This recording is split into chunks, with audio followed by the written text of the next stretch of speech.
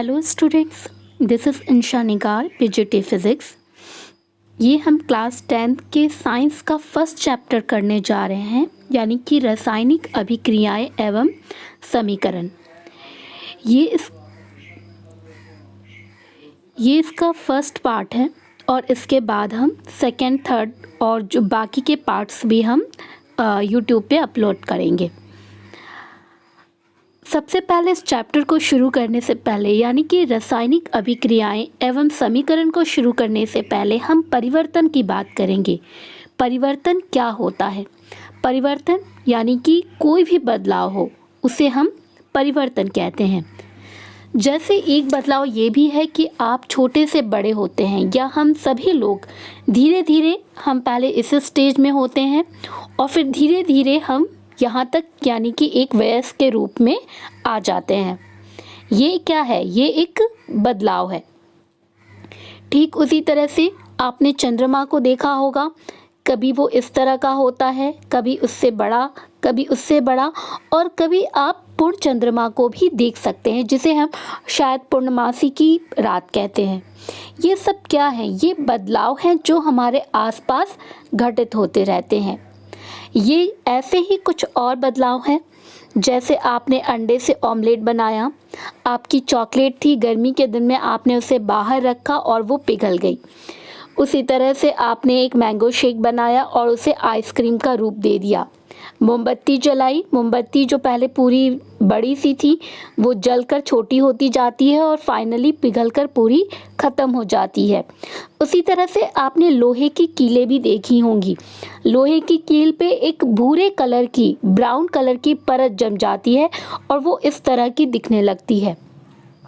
ये एक लकड़ी का टुकड़ा है जिसे जलाकर हम कोयला बनाते हैं, या जिसको जलाने के बाद हमें कोयले और राख की प्राप्ति होती है। तो ये सारी चीज़ें बदलाव हैं। ये जो भी चीज़ अभी तक हमने 6 चीज़ें देखी, या इससे पहले बच्चों का बढ़ना और चांद का छोटे से बड़ा होना, ये सब क्या है? परिवर्तन है। अब इन परिवर्तनों को वैज्ञानिकों ने 2 भागों में बांटा। एक परिवर्तन होता है आपका भौतिक परिवर्तन, जिसे हम इंग्लिश में फिजिकल चेंज कहते हैं, और दूसरा होता है आपका रासायनिक परिवर्तन, और जिसे हम इंग्लिश में केमिकल चेंज कहते हैं। इसकी परिभाषा हम देख लेते हैं। तो सबसे पहले हम फिजिकल चेंज यानी कि भौतिक परिवर्तन की बात करेंगे। तो सबसे पहले परिवर्तन, भौतिक परिवर्तन के बारे में बात करने से पहले हम किसी भी वस्तु के भौतिक गुणों की बात करेंगे। पदार्थ का जो आकार होता है, साइज होता है, रंग होता है, अवस्था होती है, ये सारे किसी भी पदार्थ के, किसी भी वस्तु के भौतिक गुण कहलाते हैं। अब चूंकि ये भौतिक गुण हैं, तो अगर इन गुणों में कोई परिवर्तन होगा, जैसे किसी का आकार बदल गया, किसी की साइज बदल गई, किसी का रंग बदल गया, किसी की अवस्था, यानी कि सॉलिड था, ठोस था, ठोस से वो द्रव में चेंज हुआ, लिक्विड बना, और लिक्विड से फिर वो गैस में बना, तो ये सब जो होते हैं, अवस्था में जो परिवर्तन होता है, उसे हम भौतिक परिवर्तन कहते हैं। भौतिक परिवर्तन सामान्यतः उत्क्रमणीय, यानी कि उन्हें जहाँ से हमने उसको परिवर्तित किया है उसे हम दोबारा उस अवस्था में ले जा सकते हैं। तो ज़्यादातर जो भौतिक परिवर्तन होते हैं वो हमारे उत्क्रमणीय होते हैं। ज़्यादातर, सभी नहीं, लेकिन ज़्यादातर हमारे जो भौतिक परिवर्तन है उन्हें फिर से वापस पुरानी अवस्था में ले जाया जा सकता है। अब रासायनिक परिवर्तन क्या होते हैं? तो रासायनिक परिवर्तन को पढ़ने से पहले एक चीज़ हमेशा ध्यान रखिएगा कि अगर कोई नया पदार्थ बन रहा है, अगर कोई भी नया पदार्थ बन रहा है, तो वह परिवर्तन रासायनिक परिवर्तन कहलाएगा। रासायनिक परिवर्तन बहुत ही महत्वपूर्ण होते हैं, क्योंकि ज़्यादातर चीज़ें जो हमको आसपास देखने को मिलती हैं वो उसमें रासायनिक परिवर्तन होता है। चाहे वो भोजन का पाचन हो या फिर फलों का पकना हो, ये सारी चीज़ें जो होती हैं वो रासायनिक परिवर्तन है। या इतना तक कि जो दवाइयाँ हमें मिलती हैं वो भी रासायनिक परिवर्तन का ही परिणाम है। जो केक हम बनाते हैं अपने घरों में, वो भी रासायनिक परिवर्तन का परिणाम है। तो अब हम समझ गए भौतिक परिवर्तन क्या होंगे। जब भी किसी वस्तु के भौतिक गुणों में परिवर्तन होगा तो वो हमारा भौतिक परिवर्तन कहलाएगा। रासायनिक परिवर्तन हम कब कहेंगे? जब भी कोई नया पदार्थ बनेगा तो उसे हम रासायनिक परिवर्तन कहेंगे। अब जो परिवर्तन हमने इससे पहले देखे थे, एक बार फिर से हम उस पर नज़र दौड़ाते हैं। यहाँ पे कुछ परिवर्तन हमने इससे पहले देखा था, जैसे अंडे से ऑमलेट बनना, चॉकलेट का पिघलना, आइसक्रीम बनना, मोम का जलना, कीलों पे जंग लगना जिसको हम कहते हैं, लकड़ी से कोयला बनना। इसमें कौन कौन से परिवर्तन हैं जो भौतिक परिवर्तन है और रासायनिक परिवर्तन है? तो सिर्फ एक चीज़ ध्यान दीजिएगा, अगर कोई नया पदार्थ बना तो वो रासायनिक परिवर्तन होगा, बाकी उसको छोड़कर जितने भी परिवर्तन होंगे वो आपके भौतिक परिवर्तन होंगे। सबसे पहले इससे शुरुआत करते हैं। आपने अंडा फोड़ा और अंडे से आपने ऑमलेट बनाया। अब मुझे ये बताइए, आपका जो ऑमलेट बना, क्या उसका गुण पहले जो कच्चा अंडा था उससे मेल खाता है? जो कच्चा अंडा था वो द्रव अवस्था में था, आपको सॉलिड अवस्था में मिला, दोनों के टेस्ट में चेंज हो गया, तो ये हमारा रासायनिक परिवर्तन है। और वैसे भी हम आगे देखेंगे कि अगर कहीं पे भी हम किसी भी चीज़ को गर्म करते हैं या फिर उसे जलाते हैं तो वो हमारा रासायनिक परिवर्तन ही होता है। सामान्यतः चॉकलेट का पिघलना, आपका चॉकलेट पिघला और चॉकलेट पिघलकर ये इस रूप में आ गया, लेकिन क्या इसके गुण चेंज हो गए? जाहिर सी बात है कि इसके गुण चेंज नहीं हुए, तो ये क्या होगा? हमारा भौतिक परिवर्तन होगा। उसी तरह से आपने एक लिक्विड से आइसक्रीम बनाया, लेकिन क्या इसका टेस्ट चेंज हो गया? क्या कोई ऐसा नया पदार्थ बन गया? क्या इस आइसक्रीम का जो टेस्ट था ये पहले वाले लिक्विड से या पहले वाले द्रव से अलग था? आंसर है नहीं। तो ये हमारा क्या है? रासायनिक परिवर्तन है। इस परिवर्तन की हम बात बाद में करेंगे। अब कीलों को देखते हैं। ये जो कील है, लोहे की कील है, इसको हम जानते हैं कि जब हम इसे पानी और आर्द्रता के संपर्क में रखते हैं तो इसमें जंग लग जाता है, और जंग का लगना एक रासायनिक परिवर्तन है। ये इसलिए रासायनिक परिवर्तन है क्योंकि जो जंग आपको दिख रही है ना, भूरे रंग की परत जम जाती है, वो बिल्कुल लोहे से बिल्कुल एक अलग पदार्थ, आयरन ऑक्साइड जिसे हम कहते हैं, वो बनता है। और चूंकि एक नया पदार्थ बन रहा है इसलिए यह एक रासायनिक परिवर्तन है। उसी तरह से लकड़ी था, लकड़ी से हमने क्या किया? उसको जलाया, उससे हमें कोयला और राख मिलेगा। अब कोयले के जो गुण हैं वो लकड़ी से बिल्कुल अलग है, राख के जो गुण हैं वो लकड़ी से बिल्कुल अलग है, इसलिए ये भी हमारा रासायनिक परिवर्तन है। ये मोमबत्ती है। मोमबत्ती को जब हम जलाते हैं तो भौतिक और रासायनिक दोनों परिवर्तन साथ में होते हैं, भौतिक और रासायनिक दोनों। चूँकि मोम पिघलती है, मोम पिघल रही है, कोई नया पदार्थ नहीं बन रहा है, इसलिए वो भौतिक परिवर्तन है। लेकिन मोमबत्ती का जो धागा होता है वो जलकर राख में और कार्बन डाइऑक्साइड में चेंज हो रहा है, और एक नया पदार्थ चूँकि बन रहा है इसलिए वो एक रासायनिक परिवर्तन होगा।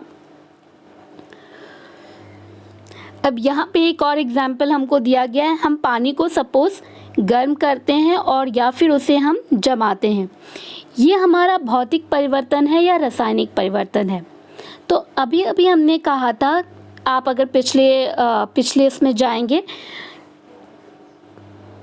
थोड़ा और हम आगे जाते हैं कि पदार्थ का आकार, उसका साइज, रंग और अवस्था यानी कि वो ठोस में है, द्रव में है या गैस में है, ये भौतिक गुण हैं।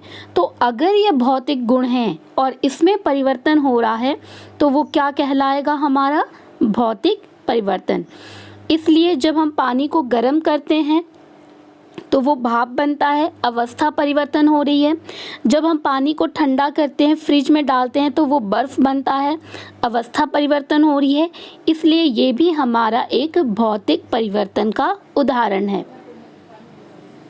अब बात हम दही की करते हैं। ये दही आपको दिख रहा है। हम जानते हैं कि जो दूध होता है उससे दही बनाई जाती है। अब ये बताइए आप मुझे, दूध से आपने दही बना ली, अब इस दही के जो गुण होंगे क्या वो दूध जैसे हैं? क्या वो दूध में मिलते हैं? क्या दूध और दही में रंग को छोड़कर कोई और परिवर्तन होता है? जाहिर सी बात है नहीं। तो इसलिए दूध से दही का बनना एक रासायनिक परिवर्तन है। यहाँ उसके बारे में डिटेल में लिखा गया है कि दही का जमना एक जैव रासायनिक क्रिया है जिसमें एक विशिष्ट बैक्टीरिया दूध के कार्बोहाइड्रेट को लैक्टिक एसिड में परिवर्तित कर देते हैं। वह दूध दही में परिवर्तित हो जाता है, अतः इसे जैव रासायनिक परिवर्तन कहा जाना उचित होगा। यानी कि दूध का दही बनना एक रासायनिक परिवर्तन है। यहाँ पे कुछ और उदाहरण हमको दिए गए हैं भौतिक परिवर्तन और रासायनिक परिवर्तन के। हमने एक पेंसिल को तोड़ दिया, लेकिन पेंसिल तो अभी भी पेंसिल है, भले वो टूट गई लेकिन उसके गुण तो नहीं बदले। ऐसा तो नहीं है कि वो पेंसिल से पेन बन गया। तो ये हमारा एक भौतिक परिवर्तन होगा। सपोज हमने बटर यानी कि मक्खन को लिया, उसे हमने गर्मी से पिघला दिया, ठीक है, वो पिघल गया, अब द्रव अवस्था में आ गया। लेकिन ऐसा तो नहीं है कि वो पहले बटर था, मक्खन था, अब वो पानी हो गया। तो चूंकि कोई नया पदार्थ नहीं बना, इसलिए बटर का पिघलना भी एक भौतिक परिवर्तन है। लकड़ी का जलना एक रासायनिक परिवर्तन है क्योंकि यहाँ पे एक नया पदार्थ बनता है। केक का बनना भी एक रासायनिक परिवर्तन है।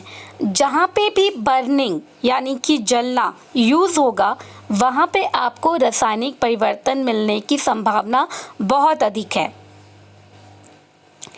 और कुछ परिवर्तन हमको यहाँ पे दिए गए हैं जिसमें हम ये पता करेंगे कि ये भौतिक परिवर्तन है या रासायनिक परिवर्तन। पेंसिल का टूटना अभी हमने देखा, भौतिक परिवर्तन है। साइकिल पे जंग लगना हम देख चुके हैं, वो क्या है? रासायनिक परिवर्तन है। ऑरेंज जूस का बनना, ऑरेंज जूस बना लेकिन उसमें ऑरेंज यानी कि जो संतरा था उसके गुण तो गायब नहीं हो गए, तो ये भौतिक परिवर्तन है। लकड़ी को जलना चूँकि यूज़ हो रहा है यहाँ पे, इसलिए ये रासायनिक परिवर्तन है।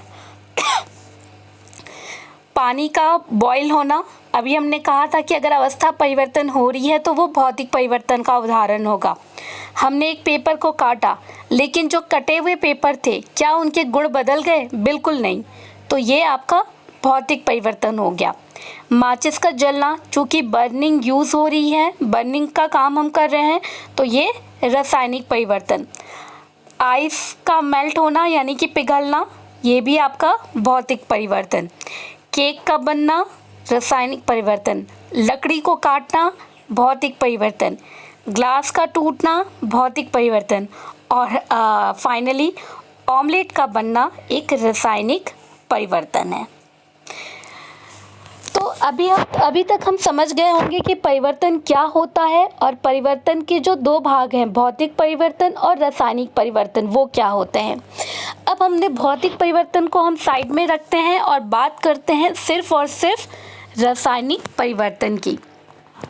तो ये जो रासायनिक परिवर्तन है उसी को हमने कहा है रासायनिक अभिक्रिया। जितने भी रासायनिक परिवर्तन हैं वो हमारे रासायनिक अभिक्रिया कहलाते हैं। ठीक है। अब इस रासायनिक अभिक्रिया से संबंधित कुछ प्रश्न हैं जो आपके चैप्टर का पहला भाग है। आपके चैप्टर का पहला भाग क्या है? रासायनिक अभिक्रियाएं, और दूसरा क्या है? समीकरण। तो पहले भाग से संबंधित यानी कि रासायनिक अभिक्रिया से संबंधित कुछ प्रश्न हैं आपके बुक के। पहला प्रश्न, रासायनिक अभिक्रिया क्या है? तो अभी हमने क्या कहा था इससे पहले, रासायनिक परिवर्तन क्या होता है? जब कोई नया पदार्थ बनता है तो हम उसे रासायनिक परिवर्तन कहते हैं। तो उसी तरह से हम रासायनिक अभिक्रिया को परिभाषित करेंगे। रासायनिक अभिक्रियाएं वे प्रक्रियाएं हैं जिनमें नए गुणधर्मों के साथ नए पदार्थ बनते हैं। नए गुणधर्म यानी कि उसके जो गुण होंगे वो बिल्कुल नए होंगे। ऐसे नए पदार्थ जब बनते हैं तो हम उसे रासायनिक अभिक्रिया कहते हैं। उदाहरण क्या क्या है? दूध का दही बनना। जब दूध का दही बनता है तो वो रासायनिक अभिक्रिया या रासायनिक परिवर्तन होता है। हमारा सांस लेना, हम ऑक्सीजन लेते हैं और बदले में क्या छोड़ते हैं? Carbon dioxide.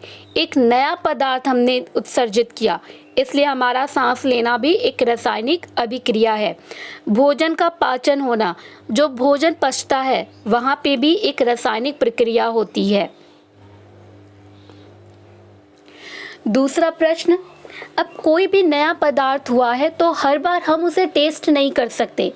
ऑमलेट बना तो हम उसे खाकर देख सकते हैं, लेकिन सपोज हमने पानी में चूना मिलाया तो उसे तो हम खाकर नहीं देख सकते। तो ये हमें कैसे पता चलेगा कि कोई रासायनिक अभिक्रिया हुई? तो इसमें कुछ मापदंड है हमारे, जिसके आधार पर हम ये कह सकते हैं कि रासायनिक अभिक्रिया हुई है। पहला क्या, अगर अवस्था में परिवर्तन होता है तो, रंग में परिवर्तन हो तो, कोई भी गैस निकले तो हम कहेंगे कि रासायनिक प्रक्रिया हुई है, या फिर तापमान में परिवर्तन हो तब भी हम ये कह सकते हैं कि रासायनिक अभिक्रिया हुई है। अब आपको यहाँ पे पहला और दूसरा पॉइंट थोड़ा परेशान करेगा, क्योंकि अभी अभी हमने क्या कहा था कि रंग और अवस्था ये दोनों भौतिक गुण हैं।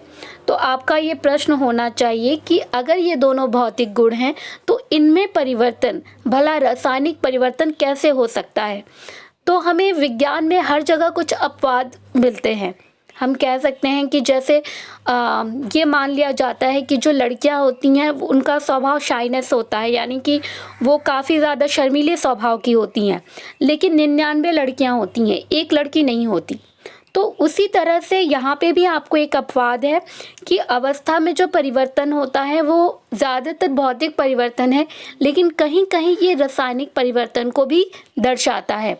और उसी तरह से रंग में परिवर्तन ये भौतिक परिवर्तन में आता है, लेकिन कई बार ये रासायनिक परिवर्तन को भी दर्शाता है।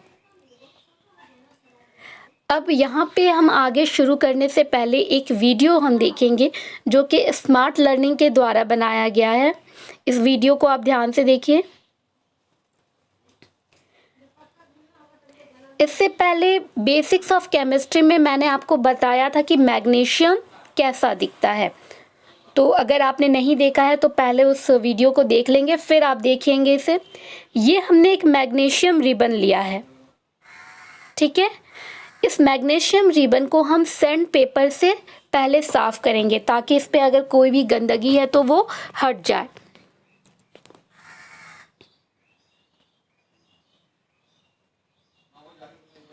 और उसे साफ करने के बाद हम उसे आग से जलाते हैं।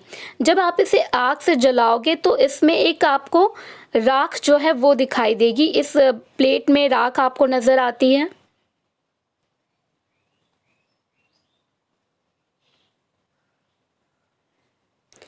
इस प्लेट में एक राख इकट्ठी होगी, किसकी? मैग्नीशियम रिबन की। रिबन, नॉर्मल रिबन जो जिसे हम रिबन कहते हैं, वही है आपका।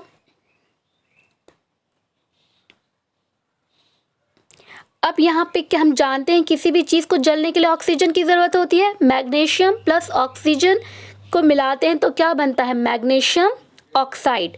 एक नया पदार्थ बना, मैग्नीशियम ऑक्साइड। इसलिए ये एक रासायनिक परिवर्तन है और रासायनिक परिवर्तन को हमने एक नया नाम दिया है, रासायनिक अभिक्रिया। इसे हमने MgO यानी कि मैग्नीशियम ऑक्साइड को हमने पानी में घोल दिया।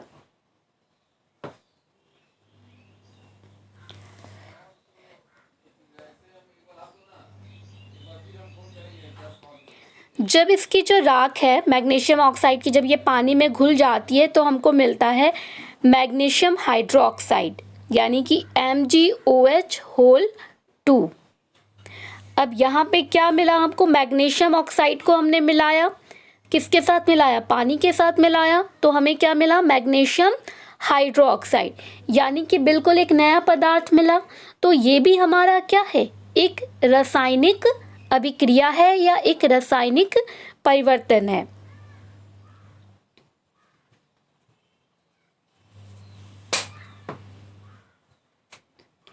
अब इसका हम लिटमस टेस्ट कर रहे हैं। लिटमस के बारे में आपने छोटे क्लासेस में पढ़ा होगा। ये एक रेड लिटमस पेपर था और ये एक ब्लू लिटमस पेपर था।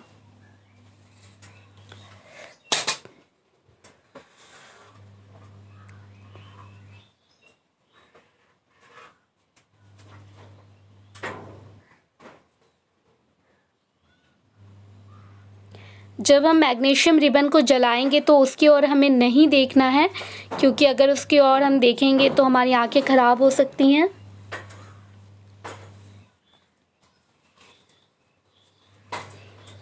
यहाँ पे उन समीकरणों को हम फिर से देख लेते हैं। पहला, मैग्नीशियम को ऑक्सीजन के प्रेजेंस में हमने जलाया तो मैग्नीशियम ऑक्साइड मिला। फिर मैग्नीशियम ऑक्साइड को हमने पानी में मिलाया तो हमें मैग्नीशियम हाइड्रोक्साइड मिला। और चूंकि हमें दोनों ही केस में नए पदार्थ मिल रहे हैं, इसलिए ये एक रासायनिक परिवर्तन है, और रासायनिक परिवर्तन यानी कि रासायनिक अभिक्रिया है। केमिकल चेंज,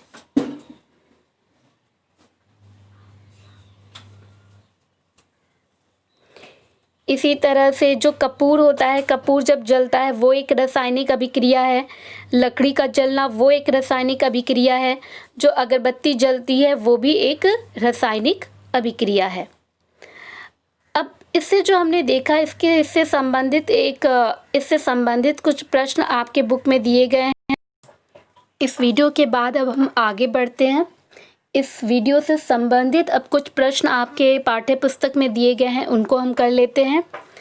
मैग्नीशियम को जब वायु की उपस्थिति में जलाया जाता है तो कौन सा पदार्थ बनता है? अभी अभी हमने देखा था, तब हमें MgO यानी कि मैग्नीशियम ऑक्साइड मिलता है। इस समीकरण के बारे में हम अगले वीडियो में चर्चा करेंगे। मैग्नीशियम लिया, उसको ऑक्सीजन की प्रेजेंस में जलाया तो हमें मैग्नीशियम ऑक्साइड मिला। चौथा, वायु में जलाने से पहले मैग्नीशियम रिबन को साफ क्यों किया जाता है? तो इस प्रश्न का उत्तर आप ठीक से याद कर लीजिएगा, क्योंकि ये एग्जाम्स में अक्सर पूछा जाता है। मैग्नीशियम रिबन पर नम वायु की क्रिया के कारण मैग्नीशियम कार्बोनेट MgCO3 की परत जम जाती है। इस परत को हटाने के लिए ही इसे साफ किया जाता है। सिंपल सा आंसर है, मैग्नीशियम रिबन के ऊपर मैग्नीशियम कार्बोनेट की परत जम जाती है और इस परत को हटाने के लिए ही हम इसे साफ करते हैं। इन्हीं प्रश्नों के साथ इस भाग को हम क्लोज करते हैं, और नेक्स्ट वीडियो में हम समीकरणों को किस तरह से लिखा जाए, रासायनिक सूत्र क्या होते हैं, इनकी चर्चा करेंगे। Okay, see you soon.